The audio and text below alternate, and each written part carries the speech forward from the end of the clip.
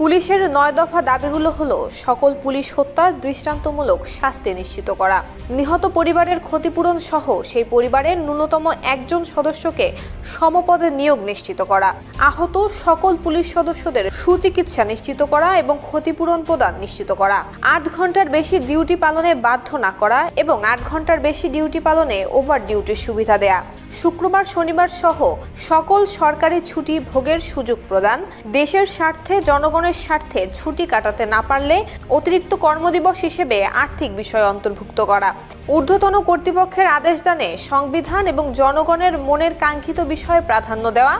পুলিশকে রাজনীতিমুক্ত রেখে নিরপেক্ষতার সাথে কাজ করার সুযোগ নিশ্চিত করা, পুলিশ হেডকোয়ার্টার থেকে শুরু করে সকল metropolitan police office, police lines, police হাসপাতাল, থানা, পুলিশ ফাঁড়ি, ক্যাম্পের নিরাপত্তা বেষ্টনী জোরদার করে নিরাপদ কর্মস্থল নিশ্চিত করা।